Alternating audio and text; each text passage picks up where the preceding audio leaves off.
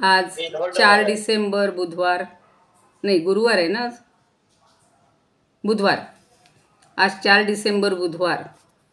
आम्ही आत्मारामाची हे केलेली आज साधना, त्यामुळे लक्षात नव्हतं. आत्तापर्यंत दासबोधाचं हे असायचं ना पारायण, तर दासबोध संपला आणि आता आत्मारामाचं आज करायचं होतं. तो बुधवारच असतो. सर्वांना शुभेच्छा आपल्या आपल्या उपासनेसाठी, साधनेसाठी. आपण भागवत समजून घेत आहोत. खूप गोष्टी आपल्याला माहिती नसलेल्या समजत आहेत आणि त्यामुळं थोडी आपल्या ज्ञानातही भर पडती आहे. थोडीशी करमणूक आहे, पण करमणुकीपेक्षा ज्ञान आणि साधना हे जास्त महत्त्वाचं आहे. वसुदेवसुतं देवं कंसचाणूरमर्दनं देवकी परमानन्दं कृष्णं वन्दे जगद्गुरुं. गुरुर्ब्रह्मा गुरुर्विष्णुः गुरुर्देवो महेश्वरः गुरुः साक्षात् परब्रह्म तस्मै श्रीगुरवे नमः. शान्ताकारं भुजगशयनं पद्मनाभं सुरेशं विश्वाधारं गगनसदृशं मेघवर्णं शुभांगं लक्ष्मीकान्तं कमलनयनं योगिभिर्ध्यानगम्यं वन्दे विष्णुं भवभयहरं सर्वलोकैकनाथं. यं ब्रह्मा वरुणेन्द्ररुद्रमरुतस्तुन्वन्ति दिव्यैस्तवैर्वेदैः साङ्गपदक्रमोपनिषदैर्गायन्ति यं सामगाः. ध्यानावस्थिततद्गतेन मनसा पश्यन्ति यं योगिनो यस्यान्तन्न विदुःसुरासुरगणा. देवाय तस्मै नमः, देवाय तस्मै नमः. काल आपण भगवंतावर रुद्र किंवा महेश्वर हा आपला ज्वर सोडतो आणि दोघांचं एकमेकांचं युद्ध सुरू होतं. बाणासुरानं त्याला पाचारण केलेलं होतं किंवा बोलवलेलं होतं आणि बाणासुराची आई ही भगवंतासमोर येऊन उभी राहिली आणि तिनं वेगळ्या अशा अवस्थेत ती आलेली होती. तर तिनं विनवणी केलेली आहे आणि तिच्यावर आपली दृष्टी पडू नये म्हणून श्रीकृष्णाने आपलं तोंड वळवलेलं होतं. बाणासुराची धनुष्य आणि रथ मोडल्यामुळं तो आपल्या नगराकडे निघून गेला होता. पण शंकराचे जे भूतगण होते, जेव्हा इकडे तिकडे विखुरले गेले होते, तेव्हा 3 मस्तक आणि 3 पायांचा ज्वर, मला हे नवीन वाटलं सगळं. 3 पायांचा आणि 3 मस्तकांचा ज्वर जणू 10 दिशा जाळत श्रीकृष्णांवर आलेला होता. आता 3 दिशा किंवा 3 मस्तकं आणि 3 पाय, माहिती नाही त्रिगुण वगैरेच त्याच्यामध्ये असावेत. तर तो आपल्याकडे येत असलेला पाहून भगवंतांनी आपला ज्वर सोडलेला आहे. असं पूर्वीच्या काळी होतं बरं का, अथर्ववेदामध्ये सुद्धा, की आपला जो ज्वर आहे तो दुसरीकडे पाठवून द्यायचा. तपमन म्हणलेलं आहे. म्हणजे हे तापा, तू दूर दूर दूर डोंगराच्या पलीकडे वगैरे जा, असं म्हणून तो लांब पाठवला जायचा. तसं आता भगवंतांनी आपला ज्वर हा त्या महेश्वर ज्वरावर पाठवलेला आहे, धावलेला आहे, म्हणजे सोडलेला आहे. आणि ते दोन्ही ज्वर एकमेकांशी लढायला लागले. म्हणजे पूर्वी अग्निअस्त्र वगैरे असायचं, अग्निअस्त्र, मग दुसऱ्यांनी त्याच्यावर वायवस्थ्र किंवा मेघास्त्र, जलास्त्र सोडायचं, म्हणजे तो अग्नी शांत व्हायचा. अशी परस्पर विरुद्ध अस्त्र सोडली जायची. आता इथे ज्वर म्हटलेलं आहे. मग आता वैष्णव ज्वराच्या तेजानं माहेश्वर ज्वर हवालदिल झाला.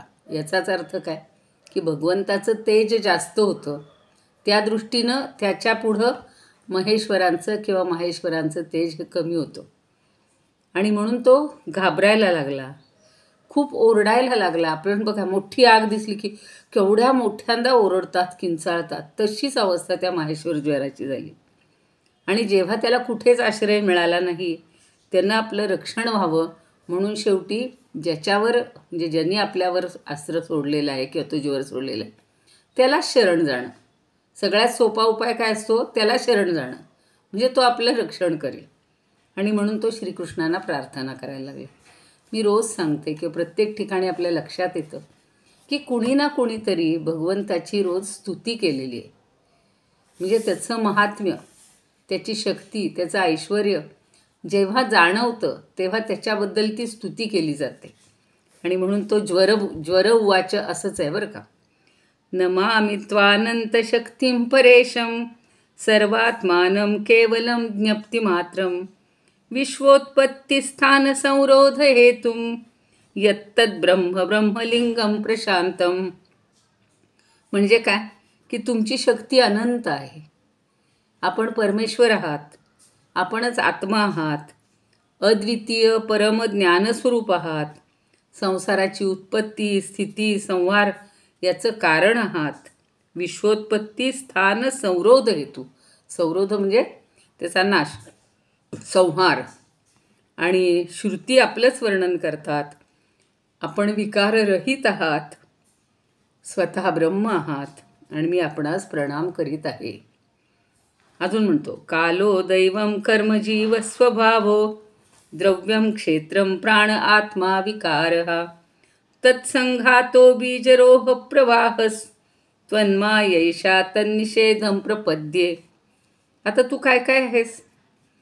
तर काल, दैव, कर्म, जीव, स्वभाव, द्रव्य, शरीर, सूत्रात्मा, प्राण, अहंकार, 11 इंद्रिय आणि पंचमहाभूते या सर्वांचा समुदाय असलेलं लिंग शरीर म्हणतात, ज्याला सूक्ष्म शरीर. बाहेरून जे दिसतंय हे स्थूल शरीर आहे. तर लिंग शरीर आणि बीजांकुर न्यायानुसार त्याचं कर्म आणि कर्मातून पुन्हा लिंग शरीराची उत्पत्ती. म्हणून आपल्याला 15व्या अध्यायात म्हणलेलं आहे बघा की मी सगळी ही सूक्ष्म इंद्रिय सगळी बरोबर घेऊन जातो. कसं? तर वारा जसा सुगंध घेऊन जातो तसं इथं त्यांनी सांगितलं की लिंग शरीर पुन्हा तो घेऊन जातो आणि सूत्रात्मा, आणि पुन्हा तो नव्या देहामध्ये जेव्हा प्रवेश करतो त्यावेळेला ते सगळं घेऊन येतो. मग आपल्याला कळत नाही की आपल्याकडे पुन्हा हे का पूर्वजन्मीचं काही आलेलं आहे, त्याला दैव म्हणू किंवा जे काही आहे ते प्राक्तन. तर ते का आलेलं असतं की आपलं पूर्वजन्मीचं ते सगळं पुन्हा आपल्याबरोबर परत येतं. म्हणून आपण मायाच्या पलीकडे आहात आणि आपणास मी आता शरण आलो आहे, असा तो माहेश्वर ज्वर त्याला म्हणतो. आणि आपण काय करता? तर लीलेनं अनेक रूप धारण करता. देव, साधू, लोकमर्यादांचे पालन करता, कशाचं पालन करता ते सगळं वर्णन केलेलं आहे. आणि त्याचबरोबर उन्मत्त आणि हिंसक अशा असुरांचा संहार करता. भगवंताचा अवतार ह्याच 3 कारणासाठी असतो: धर्माचं संरक्षण, सज्जनांचं रक्षण आणि दुष्टांचा संहार. हे महत्त्वाचे 3 हेतू असतात. आणि आपला हा अवतार पृथ्वीवरचा भार कमी करण्यासाठी किंवा उतरवण्यासाठी झालेला आहे, हेही त्याला माहिती आहे. तेव्हा हे प्रभू आपण शांत व्हा. उग्र आणि अत्यंत भयानक दुस्सह अशा तेजामुळं किंवा अशा तेजस्वी ज्वरामुळं मी अत्यंत तप्त झालेलो आहे. आणि भगवान देहधारी जीव जोपर्यंत आशेच्या फासात अडकून आपल्या चरणकमलांना शरण येत नाही तोपर्यंत त्याच्या ठिकाणी ताप राहतोच. शंकराच्या तापाचं किंवा ह्याचं किती वेळा वर्णन आलेलं आहे बघा. आणि आता हे खूप सुंदर असा संदर्भ मिळाला आहे. आता उद्या मला जो श्लोक लिहायचा आहे की निवाला हरू मुखी नाम घेता. तर हरू म्हणजे हा शंकर, हा हळूहळू शांत होतो. तसा हा माहेश्वर ज्वर हळूहळू शांत झालेला आहे, निवला आहे. हे उदाहरण एक आता मला छान उद्या घ्यायला येईल. तर आता भगवान म्हणतात की हे त्रिशिरा, 3 मस्तक आहे त्याला, मी तुझ्यावर प्रसन्न आहे. आता माझ्या या ज्वरापासूनचं तुला वाटणारं भय दूर होईल.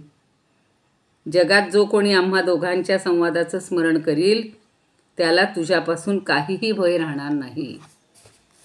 जे 2 ज्वरांचं जे संवाद झालेलं आहे त्याचं स्मरण करणं हे सुद्धा आपल्या पापाचं रक्षण करणार आहे किंवा संकटापासून. आणि कशाचीच भीती राहणार नाही आपल्याला. श्रीकृष्णांनी असं म्हटल्या माहेश्वर ज्वर त्यांना प्रणाम करून निघून गेला. तोपर्यंत बाणासूर रथावर स्वार होऊन श्रीकृष्णाशी युद्ध करण्यासाठी पुन्हा आलेला आहे. तो निघून गेला होता आणि बाणासुराच्या आईनं विनवणी केलेली होती. आता परीक्षिताला शुकदेव सांगतायत की बाणासुरानं आपल्या 1000 हातांमध्ये निरनिराळ्या प्रकारची शस्त्र घेतलेली होती. आजच सकाळी पाहिलं दत्त याच्यामध्ये महात्म्यामध्ये, तो सहस्रार्जुन होता, त्यालासुद्धा 1000 हात प्राप्त झालेले होते दत्तांच्या कृपेमुळं. आणि त्यामुळं त्या परशुरामाबरोबर जेव्हा तो युद्ध करतो त्यावेळेला त्या 1000 हातांमध्ये वेगवेगळी अस्त्र त्यांनी धारण केलेली होती आणि तो त्यांच्यावर सोडत होता परशुरामांवर. तर असा अत्यंत क्रोधानं चक्रपाणी भगवंतावर तो बाणांचा वर्षाव, त्याचं नावच आहे ना बाणासूर, म्हणजे बाणांवर त्याचं प्रभुत्व असणार आहे जास्त, म्हणून त्याचं नाव बाणासूर ठेवलं. मग आता श्रीकृष्णांनी काय केलं तर एकसारखी अस्त्र फेकणाऱ्या बाणासुराचे हात तीक्ष्ण धारेच्या चक्रानं छेदून टाकले. फांद्या कशा झाडाच्या तोडतात ऐकूनच वर्णन कसं वाटतंय ना. एवढे 1000 हात असतील तीही कल्पना आपल्याला. रावणाला 10 मस्तकं होती किंवा शिरं होती, दशशिर म्हटलेलं आहे त्याला, दशमुख म्हणलेलं आहे. आता 1000 हात म्हणजे तर काय बा. तर ते सगळे त्यांनी फांद्या तोडाव्यात तसे भगवंतांनी त्याचे हात तोडून टाकले. मग ते हात तोडले जात असताना पुन्हा भगवान शंकर चक्रधारी भगवान श्रीकृष्णाजवळ येऊन स्तुती करायला लागले. म्हणजे त्या शंकरांनी अनेक वेळेला स्तुती केलेली आहे, त्यातला हा पुन्हा एक प्रसंग आहे. आणि शंकर पुन्हा म्हणतात, काल म्हणजे मगाशी माहेश्वर ज्वरांनी स्तुती केली होती, आता इथे साक्षात शंकर स्तुती करतायत. त्वं हि ब्रह्म परम ज्योतिर् गूढं ब्रह्मणि वाङ्मये यः पश्यन्तमलात्मान आकाशमिव केवलम. तो म्हणतोय की वेदमंत्रांमध्ये आपण तात्पर्य रूपानं गुप्त असणारं परमज्योती स्वरूप असे परब्रह्म आहात. शुद्ध हृदयाचे महात्मे आपल्या आकाशाप्रमाणे सर्व व्यापक आणि निर्विकार अशा स्वरूपाचा साक्षात्कार करून घेतात. आकाश आपली नाभी, अग्नी तुमचं मुख, पाणी वीर्य, स्वर्ग मस्तक, दिशा कान, पृथ्वी चरण, पृथ्वी हे चरण आहेत भगवंताचे, चंद्र मन, सूर्य नेत्र आणि मी शिव आपला अहंकार आहे. रुद्रालाही म्हणलेलं आहे अहंकार आहे. समुद्र आपलं पोट आणि इंद्र आपले हात आहेत. वनस्पती रोम आहेत, ज्याचे सहस्र शीर्षा सहस्रपादा पुरुष सूक्तात जे वर्णन आहे त्याचीच काही अंशानं थोडीशी पुनरावृत्ती इथं केली जाते. मेघ त्याचे केस आहेत, ब्रह्मदेव बुद्धी आहे, प्रजापती लिंग आहे, धर्म हृदय आहे. अशा प्रकारे आपण विराट पुरुष आहात. रोमाणी यस्य औषधयोऽम्बुवाः केशा विरिञ्चोधिषणा विसर्गः प्रजापतिर्हृदयं यस्य धर्मः स वै भवान पुरुषो लोककल्पः. तर हे सगळा विराट पुरुष तुम्ही जे आहात, मोठं रूप धारण केलेलं, हे विराट आहे, मोठं आहे. विश्वरूप दर्शन जसं अर्जुनाला दाखवले ना, तसंच हे विश्वरूप प्रत्येकाला त्यांना दिसतंय किंवा दाखवलेलं आहे. आणि मग तुम्ही कसे आहात तर अखंड ज्योती स्वरूप, म्हणून जगज्योती असंही म्हणलेलं होतं बघा त्या अंतरात्म्याला काल. हे अखंड ज्योती स्वरूप परमात्मन आपला हा अवतार धर्माचं रक्षण आणि जगाचं कल्याण व्हावं यासाठी आहे. किती वेळा त्याच्या अवताराचं जे काही वर्णन आहे ते पुन्हा पुन्हा आता रुद्रांनी केलेलं होतं किंवा माहेश्वरांनी केलेलं होतं, आता साक्षात शंकर करत आहेत. आणि आम्ही सर्वजण आपल्या प्रभावानेच संपन्न होऊन 7ही भुवनांचं पालन करत असतो. ब्रह्मा विष्णू महेश तिघांना ते कार्य आहे. आणि आपण सजातीय विजातीय स्वगत भेदरहित एकमेव आणि अद्वितीय आहात. आदिपुरुष आहात. तुर्य तत्व आपणच आहात. तुर्यावस्था जी म्हणतो ती आपणच आहात. आपण स्वयंप्रकाश आहात. सर्वांचं कारण आहात, परंतु आपलं कोणीही कारण नाही.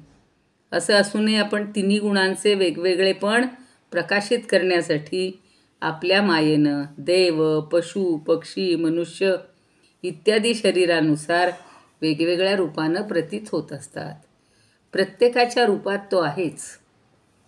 हे प्रभो, ज्याप्रमाणे सूर्य आपलीच छाया असलेल्या ढगांनीच झाकला जातो आणि तो ढगाला व वेगवेगळ्या रूपाला प्रकाशित करतो, त्याप्रमाणे आपण स्वयंप्रकाश तर आहातच, पण गुणांमुळं जणू झाकले जाता. सूर्याला म्हणलेलं आहे बघा ईशावास्य उपनिषदामध्ये की सगळ्या ह्या सत्यस्य अपिहित मुखम, तुझं सत्याचं हे मुख हे झाकलेलं आहे आणि तत्वं पूषण अपावृणू, ते सूर्या तू ते दूर कर. कशासाठी? सत्यधर्माय दृष्टे, सत्यधर्माचं ज्ञान होण्यासाठी, लोकांना दर्शन होण्यासाठी ते आवरण तू दूर कर. तसं आता इथं म्हटलेलं आहे की जणू काही स्वयंप्रकाश आहात, पण तुमचं हे जे सगळं तेज आहे हे झाकलं गेलेलं आहे. आणि मग समस्त गुण किंवा गुणाभिमानी जीवांना आपण प्रकाशित करता. वास्तविक आपण अनंत आहात. कसं काही त्याचं अनलिमिटेड ज्याला म्हणतो तसं आहे, ते मर्यादा कुठेच नाही आहे. पण रामाला मात्र म्हणलेलं आहे मर्यादा पुरुषोत्तम राम, की त्यानं मर्यादेनं सगळं अवतार घेतल्यानंतर आचरण करून दाखवलेलं आहे की कुठेही त्यांनी मर्यादेचं उल्लंघन केलं नाही. पण हा जो परमात्मा स्वरूपात जेव्हा आपण रामाकडे पाहतो तेव्हा तो अमर्याद आहे. तो कुठे नाही असं नाहीच, सगळीकडे आहे भरून राहिलेलं. मग आपल्या मायेनं मोहित होऊन लोक स्त्री, पुत्र, देह, घरं इत्यादीमध्ये आसक्त होतात. ही माया सगळ्यांना अशी मोहित करत असते, तुमची माया. आणि त्यामुळं हा माझा पुत्र, ही माझी कन्या, ही माझी पत्नी, हे माझं घर, किंवा हा माझा पती, हा माझा दीर, सगळे मी मी मी, माझे माझे माझे. आणि मग असंख्य अथांग समुद्राच्या याच्यामध्ये ते गटांगळ्या खात बसतात. कारण आपण त्याच्यातनं बाहेरच येत नाही. मरायला लागलो तरी आई आई आई वाचव वाचव, तर आई येणार आहे का वाचायला? तेव्हा भगवंताची आठवण यायला पाहिजे, पण आपण भगवंताला स्मरतच नाही. आणि जो मनुष्य हे मानवी शरीर मिळून सुद्धा आपली इंद्रिय ताब्यात ठेवत नाही आणि तुमच्या चरणकमलांचा आश्रय घेत नाही, त्यांचे जीवन अत्यंत शोचनीय आहे. तो स्वतःला फसवणारा समजावा. आपण ज्याला म्हणतो ना आत्मघातकी ठरतो, आपणच आपलं नुकसान करून घेतो. म्हणून भगवंताच्या चरणी लीन व्हायचं, भगवंताचं स्मरण करायचं. असं म्हणतात ना, रिकामा जाऊ देऊ नेदी क्षण. क्षण म्हणजे आपली पापणी लावण्यापेक्षा लावण्याला जेवढा वेळ लागतो तेवढा वेळसुद्धा रिकामा जाऊ द्यायचा. मग तुम्ही पोळ्या करा, भाकरी करा, स्वयंपाक करा, करता करता करता भगवंताचं नाव घ्या. पण असं होत नाही, आपले कित्येक क्षण वाया जातात, विसरून जातो आपण. पुन्हा कशात तरी रमतो, कोणाचा तरी फोन येतो, कोणतरी येतं, त्याच्याशी बोलण्यात वेळ जातो. असे किती जर आपण काउंट केले सगळे क्षण आपले, तर सगळे वायाच जात असतात. आणि मग आपलं जीवन अत्यंत शोचनीय असतं. बघा, ही सगळी साधना करत असताना मनाला एकदम शांतता असते. तुम्ही वाचन करा, पारायण करा, त्यावेळेला आपल्याला बाकीच्या कुठल्याही काय म्हणू सगळ्या चिंता, काळज्या, सगळे जबाबदाऱ्या ह्या सगळ्या विसरलेलो असतो आपण. आणि पुन्हा आपण व्यवहारात आलो की पुन्हा सगळं आपल्याला घेरून टाकतं. मग तुम्हीच सर्व प्राण्यांचे आत्मा आहात. प्रियतम आणि ईश्वर असणाऱ्या आपल्याला जो मनुष्य सोडतो आणि याउलट असणाऱ्या तुच्छ विषयांमध्येच रमतो, तो अमृत सोडून विष पितो. कालचं जर रामायणाचं कुणी रामायण दासबोधाचं ऐकलं असेल तर मागेही तो सांगितलेला होता प्रसंग की रामानं ज्याला सोडलं तो गटांगळ्याच खाणार आहे, पण रामाने ज्याला पकडून ठेवलेलं आहे किंवा रामाचा ज्याने आश्रय घेतलेला आहे त्याला राम म्हणा, परमात्मा म्हणा, हा सांभाळून ठेवतो, त्याचं रक्षण करतो. जेव्हा तो पूल बांधण्याचं काम चाललेलं असतं समुद्रावरचा, लंका म्हणजे ह्याच्यापासून लंकेपर्यंत जो पूल बांधला गेला रामेश्वरपासून, तर त्या पुलाचं काम करायच्या वेळेला काही सुचत नव्हतं, रामालाही कळत नव्हतं की आता जायचं कसं पलीकडे. तेव्हा समुद्राने प्रसन्न होऊन त्याला सगळं सांगितलेलं असतं की अरे तुझ्याकडंच नलनील वानर आहेत, त्यांना ह्या बांधकामाचं सगळं कौशल्य माहिती आहे आणि त्यांच्याकडे एक शक्ती आहे की ते दगडसुद्धा तरंगत ठेवू शकतात. तर ते जे कौशल्य आहे त्याचा तू वापर करून घे. मात्र ते दगड रामनामाने लिहिलेले असावेत, म्हणजे ते तरुण जातील. जे त्यांच्याकडे कौशल्य आहे पण त्याच्या मागं रामनामेच कारण आहे. म्हणून ते सगळे सुरू झाली दुसऱ्या दिवसापासून कार्यक्रम. आणि प्रत्येक ह्याच्यावर श्रीराम श्रीराम श्रीराम लिहून पाठवायला लागले दगड. ते छान तरंगायला लागले. लवकरच तो पूल तयार झाला. सगळे पलीकडे गेले लंकेत, हे आपल्याला माहिती आहे. पण एके दिवशी रात्री श्रीरामांना वाटतं की बुवा सगळे माझंच नाव लिहित आहेत, आपण जरा बघूया तर आपणही एखादा दगड टाकून बघू, आपलाही तरतोय का दगड. तर त्यांनी गेले रात्री सगळे शांत झोपल्यावर आणि हे गेलेत एकटे. अशी आपली कल्पना असेल किंवा खरंही घडलं असेल. तर श्रीरामांनी एक दगड टाकला, छोटासा टाकला अगोदर, तर तो पार तळाशी गेला, कळलाच नाही कुठं गेला ते. पुन्हा घेतला, पुन्हा टाकला, पुन्हा घेतला, पुन्हा टाकला, असे बरेच दगड त्यांनी टाकले. सगळे दगड खाली गेले. आता पहाट व्हायला लागली. चला म्हणतात परत जाऊया, लोक उठायच्यात. मागं वळून बघतात तर मारुतीराय स्मितहास्य करतात. अरे म्हणे तू कधी आलास? म्हणे तुम्ही पहिला दगड टाकला तो खाली गेला तेव्हापासून मी बघतोच आहे. तुम्ही मोठे दगड घेताय, लहान दगड घेताय, टाकताय, सगळे बुडूनच जात आहेत. अरे म्हणे असं झालं होय, तू आता पाहिलंच होय, आता माझी सगळी फजिती होणार, लोकांमधलं माझं जे महत्त्व आहे ते सगळं कमी होणार. तू कुणाला सांगू नकोस असं झालं आहे म्हणून. नाही नाही म्हणलं, मी ओरडून ओरडून सांगणार आहे. काय ओरडून सांगणार? की भगवंतांनी रामाने ज्याला धरलेलं आहे, ज्यांनी रामाचा आश्रय घेतलेला आहे ते तरुण जातात, मनुष्य असू की दगड असू. पण रामाचा आश्रय नाही घेतलेले दगडसुद्धा खाली बुडत आहेत, मग माणसांची तर काय कथा. असं खूप सुंदर त्यांनी समजावून दिलं. त्याच्यातनंच आपल्याला कळतं की तुझ्या विषयांमध्ये जो रमतो, म्हणजे विषयांमध्ये न रमता तुझ्यामध्येच जो रमतो तो अमृत सोडून विष पितो.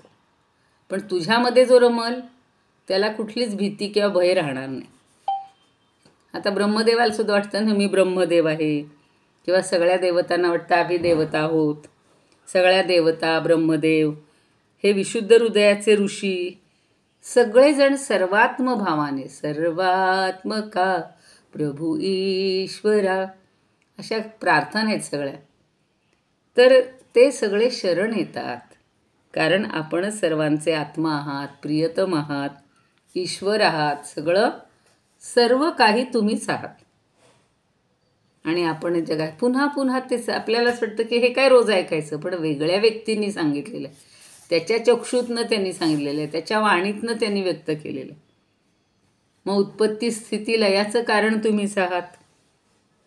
तुम्ही सगळ्यांच्या ठाईही समबुद्धी ठेवता, परम शांत असता, सर्वांचे तुम्ही सुहृद असता, तुम्हाला कोणी शत्रू नाहीच. आत्मा आहात, इष्टदेव आहात, आपणच एक आहात, एकमेव अद्वितीय आहात, जगताचा आधार आहात. अनन्यमेकं जगदात्मकेतं भवापवर्गाय भजाम देवम. अपवर्ग म्हणजे मोक्ष. मग मोक्ष प्राप्त होण्यासाठी, या संसार चक्रातून सुटण्यासाठी सगळे लोक तुम्हाला भजतात किंवा तुमची भक्ती करतात, असं सगळं वर्णन छान केलेलं आहे. आणि तेव्हा पुन्हा हे देवा, हा बाणासूर माझा परमप्रिय कृपेला पात्र झालेला सेवक आहे, मी याला अभय दिलं आहे. प्रभो याचे पणजोबा प्रल्हादांचा नातू आहे, याच्यावर आपली जशी कृपा आहे तशीच याच्यावरही असावी. पण प्रल्हाद आणि बाणासुरातला फरक काय आहे की हा स्वतः अहंकारी आहे, स्वतःच्या शक्तीचा गर्व आहे, स्वतः चालून आलेला आहे. आणि त्याच्या उलट प्रल्हाद होता की कुठल्याही क्षणी, कुठल्याही श्वासाबरोबर नारायण नारायणाशिवाय त्यांना दुसरं काही सुचतच नव्हतं. सगळं राज्य देऊ केलं तरी तो म्हणतो मला काही नको, मला फक्त तुमच्या चरणी ठाव पाहिजे. हा फरक आहे. मग आता श्रीकृष्ण त्याच्यावर काय उत्तर देतात बघा. श्रीकृष्ण म्हणतात महेश्वराला किंवा शंकराला की आपण जे आम्हाला सांगितलं त्याप्रमाणे आपल्याला प्रिय असणारं मी करीन. कॉम्प्रोमाइज आहे, प्रत्येकाला समजून घेणं आहे. हे तर आपण काय म्हणतो, हे मी एवढा श्रेष्ठ आहे तुम्हीच सांगताय ना, आता मी कशाला बाकीच्यांचं ऐकू, असं नाही आहे. इथं भगवंताजवळ अहम नाहीच आहे. सगळ्यांना धरून राहणं, सगळ्यांचं कल्याण करणं. जरी एखादा दुष्ट असला तरीसुद्धा दुरितांचे तिमिर जाओ हे म्हणणारा तो भगवंत आहे. ज्ञानदेवांच्या मुखातून स्वतः भगवंतच बोलत असतात ना. म्हणून तर आपल्याला जे प्रिय असेल ते मी करीन. याच्यासाठी आपण पूर्वी जे ठरवलं होतं त्याला अनुसरूनच मी याचे हात तोडलेत फक्त. आता बाणासूर बलीचा पुत्र आहे, बलीलाही हे केलं होतं ना पाताळात, म्हणून मी याचा वध करू शकत नाही. कारण मी प्रल्हादाला वर दिला आहे की तुझ्या वंशातील कोणाचाही मी वध करणार नाही. कारण जरी तो दानवांच्या वंशात जन्मलेला आहे तरीसुद्धा त्यानं एवढी भक्ती केली की त्या भक्तीमुळे हे सगळे उद्धरून गेलेले आहेत. मग आता याचा गर्व नाहीसा करण्यासाठी मी ह्याचे हात तोडलेत. तसंच जी सेना पृथ्वीला भार झाली होती तिचा मी संहार केला, पण अजून याचे 4 हात शिल्लक आहेत. ते अजर आणि अमर होतील, ते काही मी तोडणार नाही. आपल्या पार्षदांमध्ये हा प्रमुख असेल. आता याला कोणापासूनही कोणत्याही प्रकारची भीती नसेल. रुद्राचे शंकराचे जे पार्षद असतात, जे गण असतात, त्यांच्यापैकी हा एक होईल म्हणून त्याला आशीर्वाद दिलेला आहे. आणि मग श्रीकृष्णाकडून असं अभय मिळाल्यावर बाणासुरानं त्यांच्याजवळ येऊन डोकं टेकवलं आहे, त्यांच्या ठिकाणी नमस्कार केला आणि आपली कन्या उषा हिच्यासह अनिरुद्धाला रथात बसवून भगवंताकडे घेऊन आला. जर काल एवढं सगळं झालेलं होतं त्याच्यावर तो चिडलेला होता. एवढ्या काय म्हणू आपण संरक्षण याच्यामध्ये असूनसुद्धा तो अनिरुद्ध आलाच कसा, त्या राजवाड्यात आलाच कसा, अंतपुरात गेलाच कसा. तर ते सगळं भगवंताचं आता त्याला महत्त्व कळलं, जाणीव झाली आणि मग त्यानं या दोघांचा म्हणजे विवाह करायला परवानगी दिली. म्हणजे आता अनिरुद्धला रथात बसवून तो घेऊन गेला. मग श्रीकृष्णांनी काय केलं तर महादेवांच्या संमतीनं वस्त्रालंकार विभूषित उषा आणि अनिरुद्ध यांना पुढं करून एक औक्षहिणी सेनेसह द्वारकेकडं प्रयाण केलेलं आहे. मग त्यावेळेला आता बघा यांचं लग्न होणार म्हणल्यानंतर जसे भगवंत ज्या वेळेला येतात तेव्हा सगळी सजली जाते, रुक्मिणीला घेऊन येतात किंवा कुठल्याही क्षणी, तसंच आता ह्या दोघांना घेऊन त्यांचा विवाह करायचा आहे. तर आता सगळीकडं गुढ्या, तोरणं, ध्वज, पताका यांनी ती नगरी सजवली गेली होती. सगळे रस्ते, चौकामध्ये सगळीकडे चंदन मिश्रित सडाट शिंपडला जायचा. आता हल्ली सगळे हे असतात बघा, फवारे असतात सुगंधी अत्तरांचे, ते फिरत असतात. पण पूर्वीच्या काळी ही सडे घालण्याची पद्धत होती. आणि नगरातील सगळे नागरिक, बांधव, ब्राह्मण सगळे सामोरं आलेले आहेत. मग शंख, नगारे, ढोल यांचा तुंबळ आवाज होत होता. काही आनंदाचा क्षण असला की भरपूर ढोल ताशा सगळं असतं बघा. परवा जेव्हा आम्ही ज्ञानदेवांची पालखी निघालेली होती ना, तेव्हा असेच लहान लहान मुलं बघा जे भजन ह्याच्यामध्ये असतात ना, वारकरी भजन शिकतात, कीर्तन शिकतात, ती 12-13 वर्षाची मुलं मुली एकसारखा पोशाख करून, कोणी ढोल वाजवत होते, कोणी लेझिम घेतलेली होती, कोणी टाळ घेतलेले होते आणि अशी त्यांची गोल रिंगणं फार सुंदर करत होती. तर सगळ्या वयातल्या मुलांना किंवा माणसांना हे सगळं शोभून दिसत असतं आणि त्यामुळं त्या नगरीचं वैभव काय सुंदर दिसत होता तो सुद्धा सोहळा. पण आता आपल्याला ते आवाज हे ढाल तो म्हणजे ढोलांचे आणि ह्याचे आवाजही सहन होत नाही. तर त्या या वयात जास्त मोठे आवाज काढले तर, पण ज्यांना त्याच्यामध्ये मन रमतं ते बघू शकतात. त्याचा इतका आवाज होत होता. अशा त्या दिमाखामध्ये चाललेल्या सगळ्या यात्रेबरोबर श्रीकृष्णांनी द्वारकेमध्ये प्रवेश केला. ती त्यांची राजधानी आहे ना. आणि मग श्रीकृष्णांचं युद्ध, शंकराबरोबरांचं त्यांचा विजय, हे या कथेचं प्रातःकाळी जो कोणी उठल्यावर स्मरण करतो त्याचा कधीही पराजय होत नाही. हे प्रत्येकाच्या मागे काहीतरी एक कारण सांगितलेलं. आपल्याला जर एखाद्या मोहिमेवर जायचं असेल आणि आपल्याला जर त्यात यश यावं वाटत असेल तर किती सोपं आहे बघा. ही कथा वाचायची, ही कथा ऐकायची. आता सगळ्यांनी ऐकलेली आहे. आता दरवेळेला काही आपल्याकडे ग्रंथ असतीलच असं नाही आहे. मग स्मरण करायचं, आठवत राहायचं.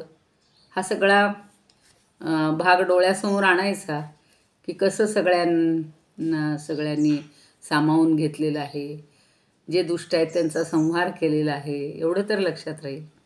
आणि म्हणजे ढोल ताशांच्या गजरात आणि सगळ्या याच्यामध्ये ही सगळी स्वारी आलेली आहे, सगळी सेना आलेली आहे किंवा सगळेजण प्रवेश करतायत.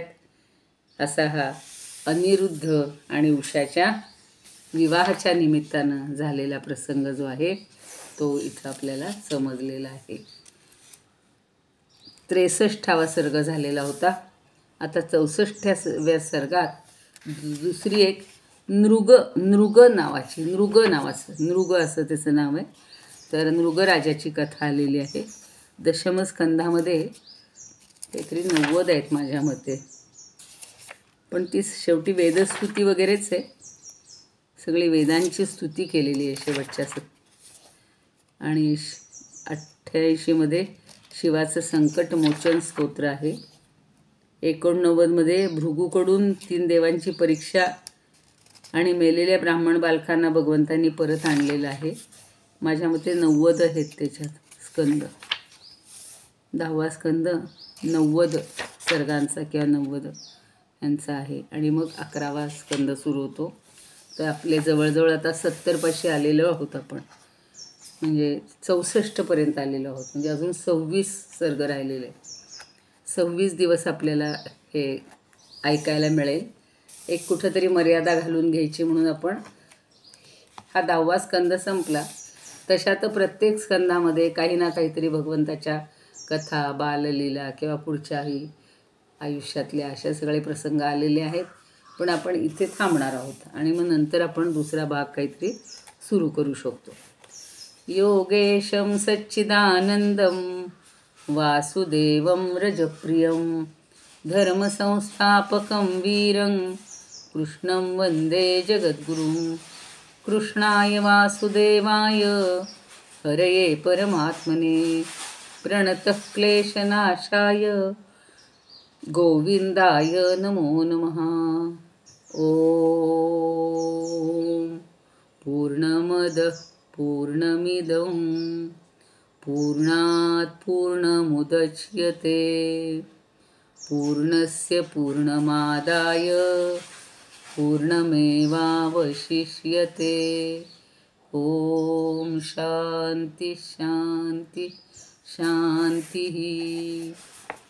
अतिशय एक भगवंताचं काय म्हणू आपण संकीर्तन किंवा हे सतत आपल्याला काहीतरी प्रेरणा देत असते की माणसांनी कुठं ना कुठंतरी भजन करावं, भक्तीमध्ये रमावं, आपलं कर्म चांगलं करावं. सगळी कर्म ही महत्त्वाची आहेत. कर्मयोग तर भगवंतांनी भगवद्गीतेतही सांगितलेलं आहे.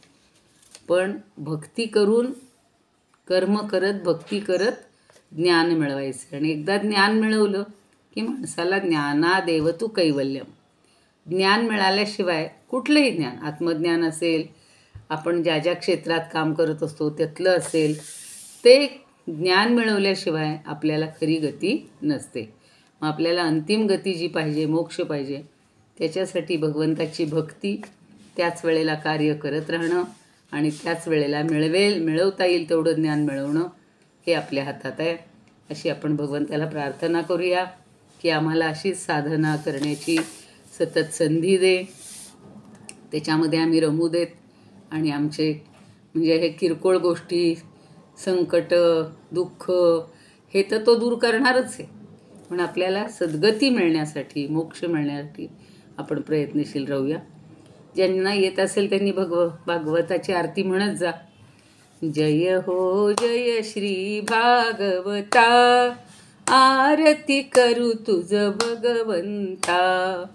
जय हो जय श्री भागवता, आरती करू तुझ भगवंता. श्री शुक मुनीने परम भक्तीने नाना परीने गायले जा हरिचरिता. आरती करू तुझ भगवंता. वेद तरुचे मधुर फळ, स्वादुर सेजे सोज्वळ. आत्मा राम मुनी सकळ, सेऊनी झाले जन सुफळ. पहा पर्वणी आली यवनी, की अघहरिणी भवजल तरिणी ती पतिता. आरती करू तुझ भगवंता.